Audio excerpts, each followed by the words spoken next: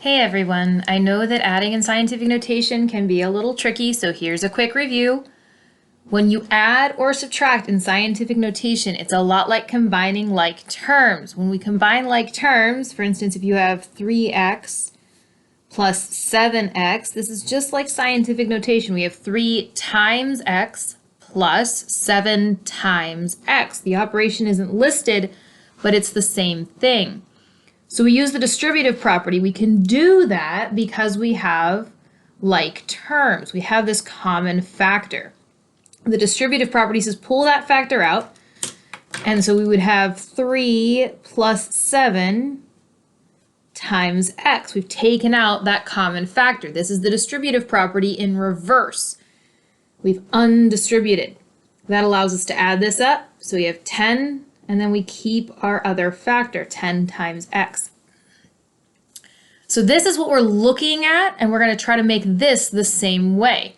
Right now, as we look at these addends, we don't have like terms. We have a similar setup. It's still times 10 to some power, but we don't have like terms. This is to the 27th power. This is to the 24th power. So when we do scientific notation, to adjust it, we're going to keep the larger or the greater exponents. We're going to keep that 27. So we're going to keep this whole entire first addend, actually, because we're going to keep the exponent, we have to keep the entire number. So we have 1 and 2/10 times 10 to the 27th, and that will stay as it was. But we have to change the exponents so that they are the same. We need like terms. We're going to turn the 24 into a 27. And to do that, we had to adjust the exponent. And so we would 27 minus 24, and we go, oh, that was 3. So we're going to have to move the decimal 3 spots. We'll move that decimal 3 spots, and because we're looking at a larger exponent, to make it larger, to make the exponent larger, we're going to go left. And we talked about this in class some too. Larger, make it larger, go left. So here's our decimal. We're going to move it left, and we're going to move it left 3 spots because that's the difference. 1, 2, 3. So my decimal will end up there. So I have a 0 that I don't count because it's in front of the decimal. And then I have 1, 2, 0 placeholders. There's 1, 2. And then my third spot was the 2. And anything after the decimal, go ahead and bring that down. You need that as well. So you can see I moved my decimal 1, 2, 3 spots left.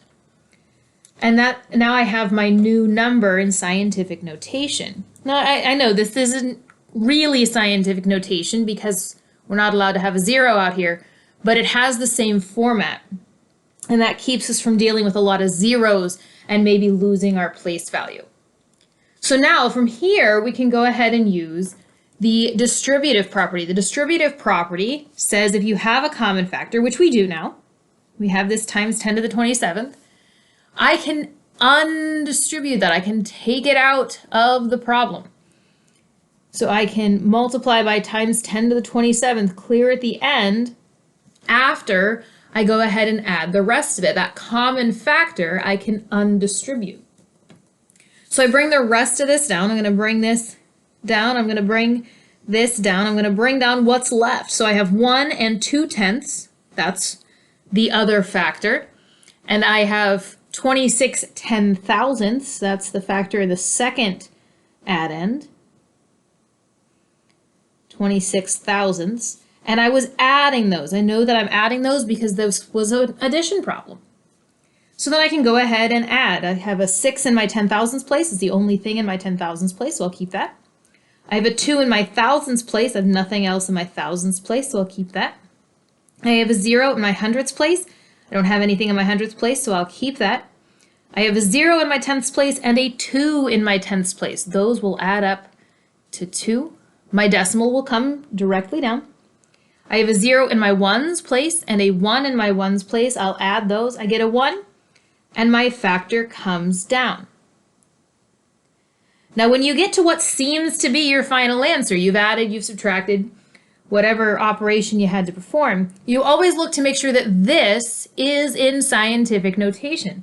Scientific notation needs a number outside of the decimal, to the left of the decimal, that is at least 1, which this is, but less than 10, and it's that too.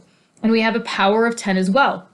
So this is in scientific notation. I can count it as my final answer. So that's how we add positive exponents in scientific notation.